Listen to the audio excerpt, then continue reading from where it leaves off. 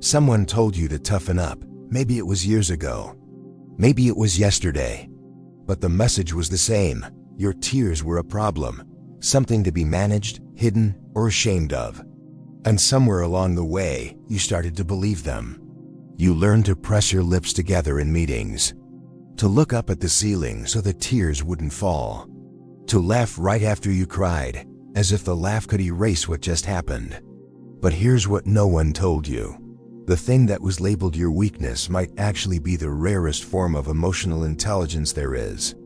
Not in the way motivational posters talk about strength. Something quieter than that. Something more real. Let's talk about what's actually happening inside someone who cries easily, because it's not what most people think. There's a moment, you've probably felt it, where something lands differently on you than it lands on everyone else in the room. A song comes on. A stranger is kind to someone.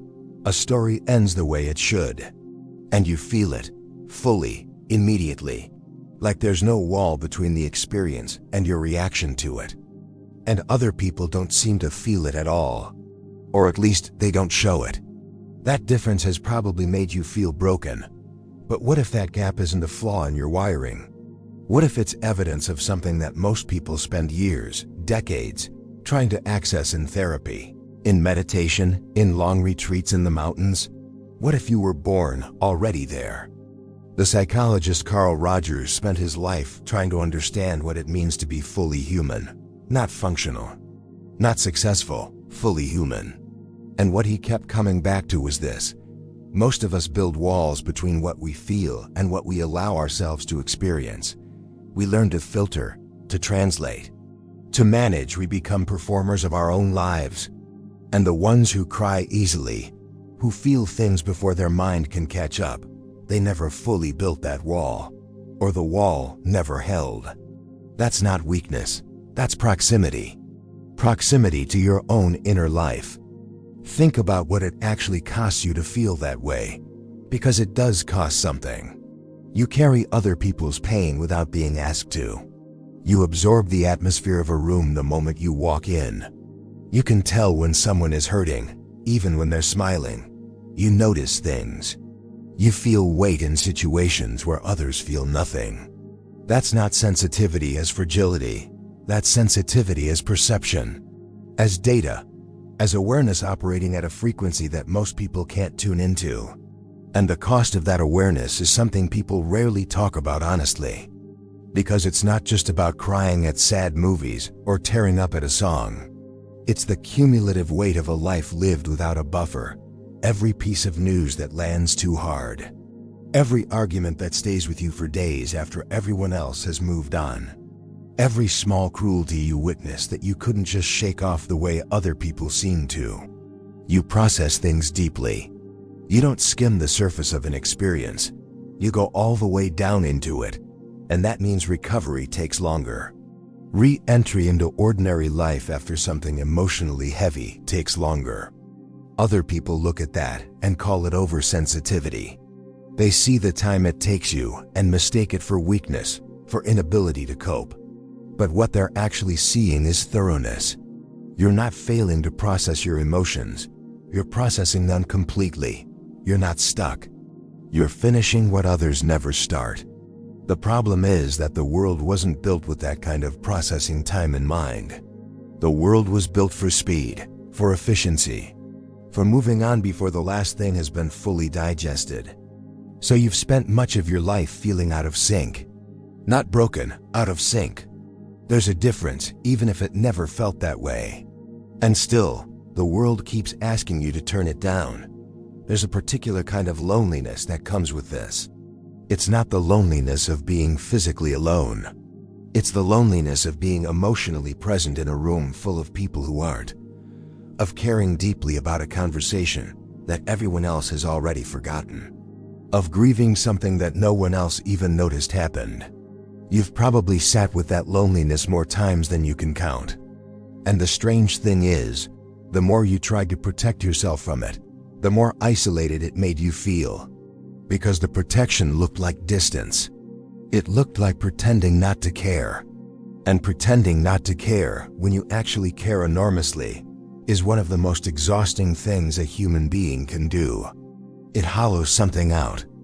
If something in this resonates, if you've spent years quietly wondering whether feeling this deeply is something you were supposed to fix, I want you to know you're not alone in that. A lot of people watching this carry exactly that question. If this channel feels like a space where your inner world is taken seriously, consider subscribing. Not because of the content, because of the recognition. Now here's where it gets complicated. There's a version of emotional sensitivity that does become a problem. Not because the sensitivity itself is wrong, but because of what we do when we've been told it's wrong for so long. We start to apologize for it. We start to see ourselves through the eyes of the people who told us to stop. We build a self-concept around being too much, and then we begin to live from that story, shrinking before anyone can tell us to shrink, crying in private and presenting hardness in public, never fully letting anyone see the part of us that feels deeply because we've already decided they won't respect it. That's not the sensitivity causing harm.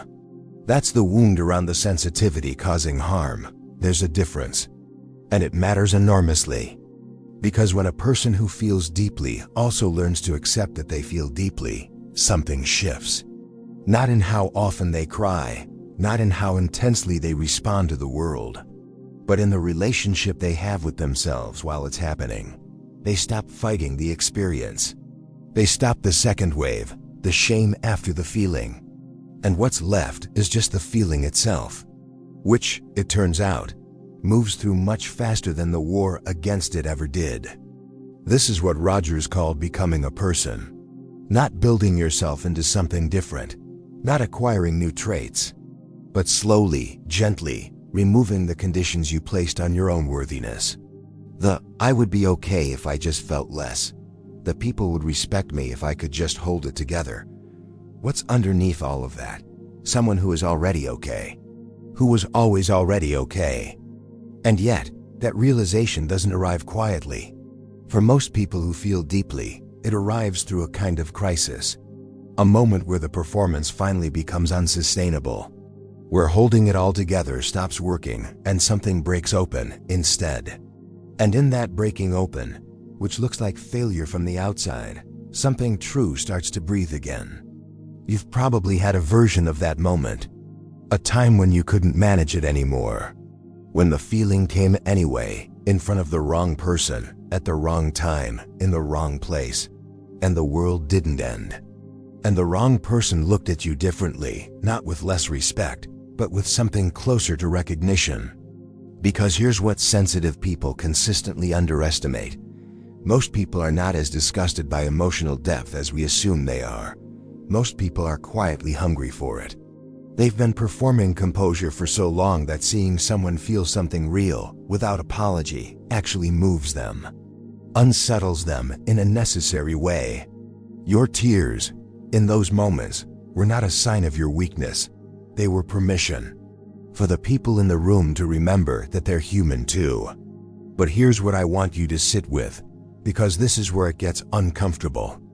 The people who never learn to feel this deeply, not because they're bad people, but because life taught them early that feelings were dangerous, they often look more composed, more resilient, more functional in certain environments. And there are moments where you've probably envied that. Moments where you wished you could just move through the world without being moved by it. But consider what that composure costs over time. Consider the distance it creates from other people, from one's own experience, from the kind of meaning that only arrives when you let something matter. The capacity to cry easily is at its root, the capacity to let things matter. And that is rare, not common, not easy to manufacture. Not something you can download or develop in a weekend workshop. It's a quality of aliveness that a lot of people spend their whole lives searching for. Now consider what this looks like in relationships, in friendships, in love.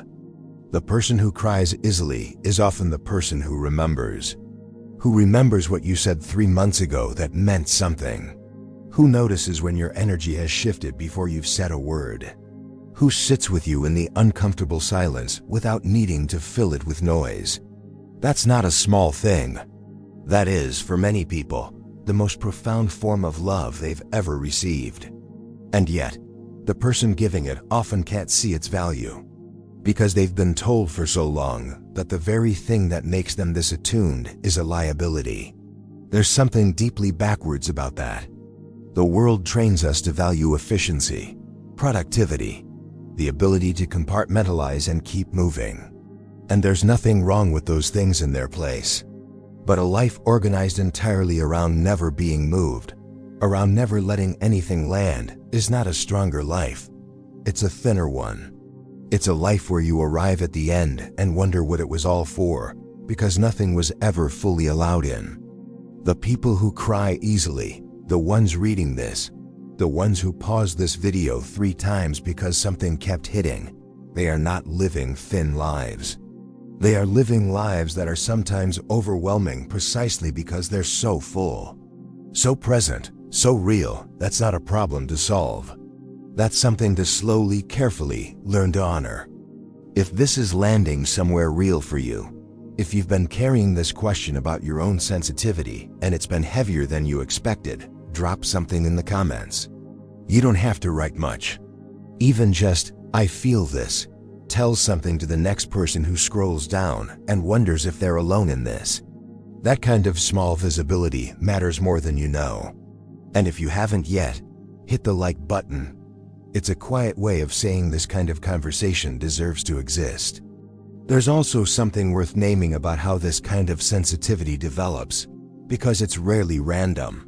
Many people who feel deeply grew up in environments where feelings were unpredictable, where the emotional atmosphere of a home could change without warning, and the only way to stay safe was to become an expert at reading it. To feel everything, all the time, just to stay one step ahead. Sensitivity, in those cases, was not a luxury.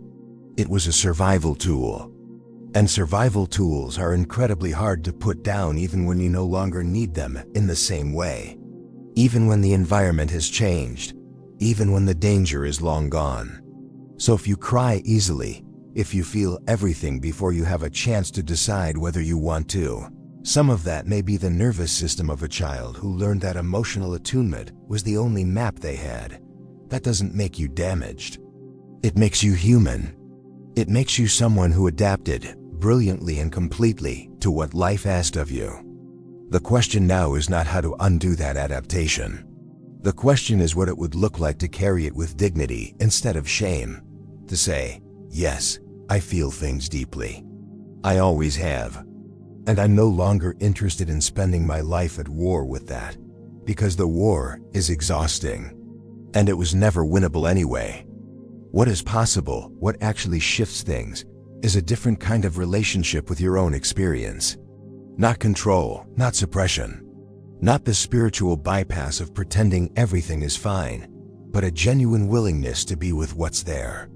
To feel it without immediately needing it to mean something catastrophic about who you are. A tear isn't a diagnosis. A moment of being moved isn't evidence of instability. It's evidence of contact. Of being in actual contact with your life, with other people's lives, with the world as it actually is, not as we've all agreed to pretend it is. And that contact, as uncomfortable as it can be, is where everything real lives. The road forward isn't about learning to cry less. It's about building a relationship with yourself where your sensitivity is no longer something you manage, but something you inhabit, fully, without apology. Not because you stopped caring what people think. You may always care a little.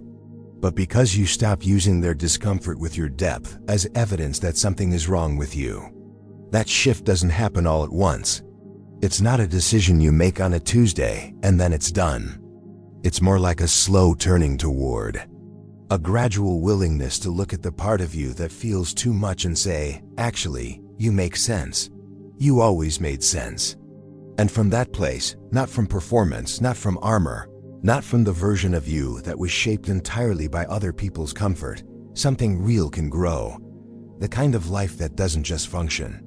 The kind that is actually inhabited. There will still be moments where it's hard. Where the feeling comes at the wrong time, in the wrong room, with the wrong people watching. And part of you will still want to disappear. And that impulse is worth understanding too, because it's not cowardice, it's memory. It's the part of you that remembers every time vulnerability was met with dismissal. Every time you opened something real and someone looked uncomfortable, or changed the subject, or made a joke. The nervous system doesn't forget those moments. It catalogs them and uses them to predict what will happen next. So the instinct to hide isn't irrational. It was earned. It was learned in real rooms with real people who genuinely couldn't hold what you were offering. But those rooms are not the only rooms that exist. And those people are not the only people. Part of what changes as you begin to accept the full shape of who you are is that you start to notice the difference between the rooms where your depth is a problem and the rooms where it's a gift. Between the people who need you to be less so they can be comfortable and the people who exhale the moment you arrive, because finally, someone else in the room is willing to be honest about what it feels like to be alive. You don't have to perform your sensitivity. You don't have to justify it or explain it or make it palatable. You just have to stop abandoning it every time someone flinches. That's the work, not becoming someone new. Just stopping the habit of betraying the person you already are. But somewhere underneath that impulse, if you're quiet enough to find it, there's something steadier now. A part of you that has started to recognize what your sensitivity actually is. Not a burden you were given, not a flaw you've been fighting, but a door. A door that stays open to the world in a way that most people have long since learned to close. And behind that door, behind all of it, is the most complete version of you. The one that was never actually broken. The one that was only ever, quietly, magnificently, already whole. So if you've made it this far, you already know this video wasn't really about crying. It was about the experience of moving through the world with more sensitivity than most environments were designed to hold, and what it might mean to stop treating that as a problem to solve. If this touched something in you, hit the like button, not as a gesture, but as a quiet agreement that depth deserves to be taken seriously. Subscribe if you want to keep going deeper. There's more here, a lot more. And share this with someone who needs to hear it. Someone who has spent too long apologizing for how deeply they feel. And above all, be careful with yourself today. Not because you're fragile, because you matter.